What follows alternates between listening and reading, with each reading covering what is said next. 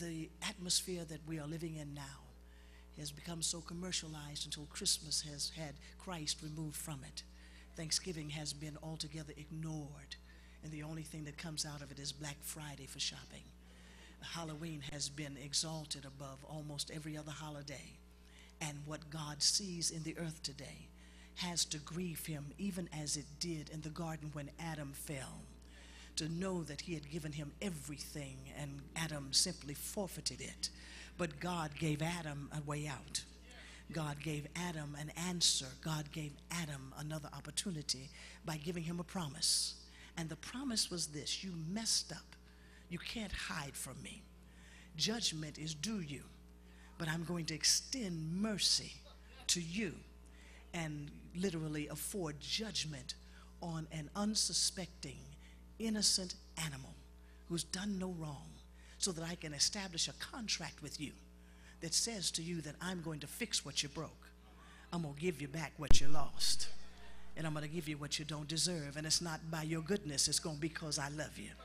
Because I'm good, and there's nobody that can stop me because I'm God. And so he gives Adam the promise of a redeemer that will be coming.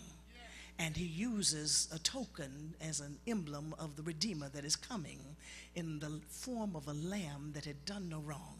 And he kills the lamb, and he takes the bloody coat and he places it on Adam as a covering, sends him forth from the garden with a promise that I'm going to send the Redeemer, and the Redeemer is going to literally bruise the head of the one who literally brought you out of the place where I had put you. And so this blood that God promises now becomes the token. It becomes the element. It becomes the significant symbol of God's love, grace, and mercy towards mankind. And when Adam leaves the garden covered with the blood, somebody say covered with the blood, he leaves with confident expectation that God is going to fulfill his promise.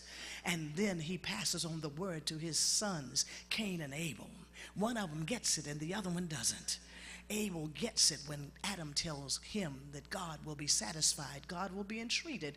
You can be a part of God's contract if you show him the blood. Abel shows him the blood and God accepts him. Cain tries to do it some other way, showing his works. Surely the works of my hands will be sufficient. And God lets him know right away, you know, on your best day, you can't do enough work to please. You can't do enough work to get back to the position that you're supposed to be in. It's given by grace. Somebody say by grace. And it's given through the blood. There is no other way to get back to me except the bloody way. And so when Abel dies and his blood keeps speaking, the blood keeps moving from one generation to another. And God starts again with Adam and gives him another son by the name of Seth, who calls on the name of the Lord. And he tells his son, call on the name of the Lord. And the blood is passed down to his son, who calls on the name of the Lord. And then he goes for a walk with God and never returns. But before he goes for his walk, he tells his son, who calls on the name of the Lord. And he tells his son, and by the time it gets to this son, God looks at this son, and a whole generation of people have grown up and have moved away from God. They have done now everything that they're big enough and bad enough to do. Look at somebody and tell them, and just like they are today. And God sees what is done, and it grieves him, so much so until the stench comes up before his nostrils. Go ahead and look at somebody else and tell them it's getting stinky now. It's getting stinky.